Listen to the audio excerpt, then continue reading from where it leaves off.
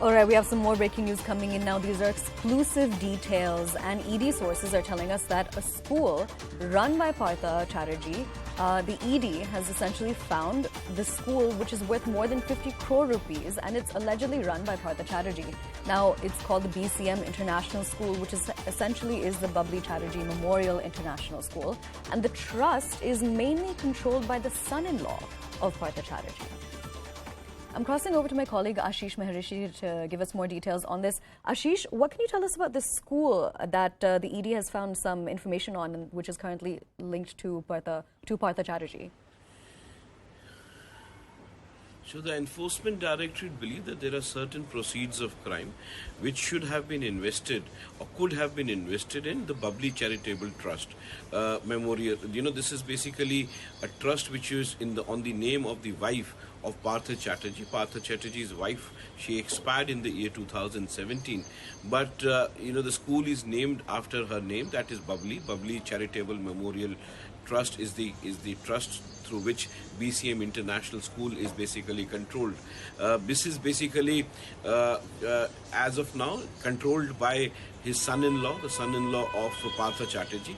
But the Enforcement Directorate believe that this school is worth more than 50 crore rupees, and there is a big chance that huge amount of proceeds of crime could have been invested in this school as well. So the Enforcement Directorate is looking into the matter very closely, but as of now, as Shogata has been reporting from the spot, mind-boggling cash figures are coming out. As of now, 28 crore rupees in cash from second location, 21.90 crore rupees of cash from the other location, so near the figure touching almost 50 crore rupees. Gold to the tune of the current find has in the current raids, it has been found about 4 crore rupees of gold bars and gold ornaments. More property documents are coming out. I spoke to my sources in the Enforcement Directorate yesterday evening, and I asked them how they were able to find out this location. They said we just pinpointed about this location, and we could see it on the face of Arpita that there was some sort of tension on her face. And then the moment they realized there is some sort of tension on her face regarding this location, they immediately raided and found almost 28 crore rupees of 29 crore rupees of cash. So certainly big revelations which are coming out as of now, and certainly, you know, Partha Chatterjee in days to come is going to face big time problem along with Arpita Mukherjee. Absolutely. Ashish, now we also received some breaking information about how another TMC MLA, Manik Bhattacharya, has also been roped into this. He's been questioned by the ED for a period of 14 hours, and that took place yesterday. What details can you give us about that? So Manik Bhattacharya is a sitting MLA. He was basically, why he is being questioned, because he was the president of the West Bengal Primary Education Board.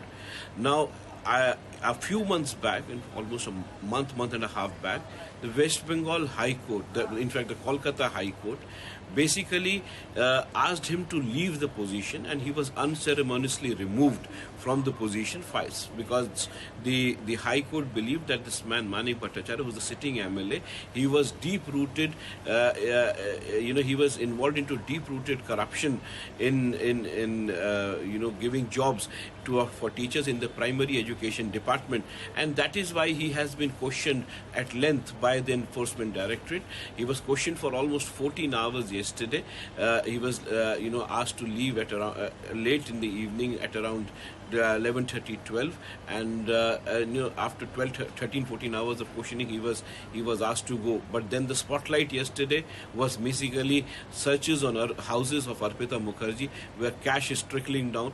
We can expect more raids in days to come, and more searches can reveal more cash. That is what we are anticipating from our sources in the Enforcement Directorate. Also, Ashish, what are your sources telling you about anybody else who could possibly be under the Enforcement Directorate scanner? So there are many people who are under the scanner. If you remember, the first raids were basically on 14 locations. So almost 10, 12 people were covered in those raids. So there are many people who were covered under the raids.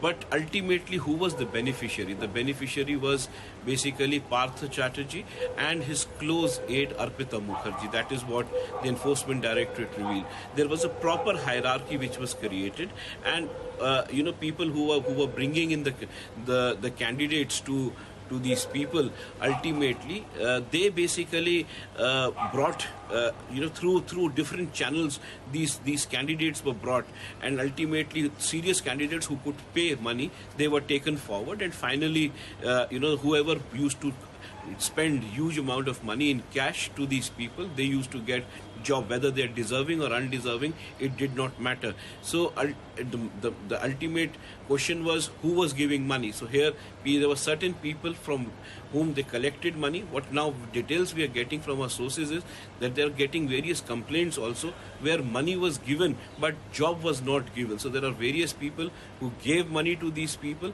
but jobs were never, they never got jobs. So these details are coming out after ED has pressed the accelerator and found that there is a huge scam. The scam size could be into multiples of hundreds of crores. That is what my sources tell me. This is just the tip of the iceberg. Finding around 49 crore rupees of cash is just tip of the iceberg, and the money collected could be into the tune of hundreds of crores. So certainly a big time trouble for Partha Chatterjee. But interestingly, I spoke to my sources and they told me that Partha Chatterjee called 4 times.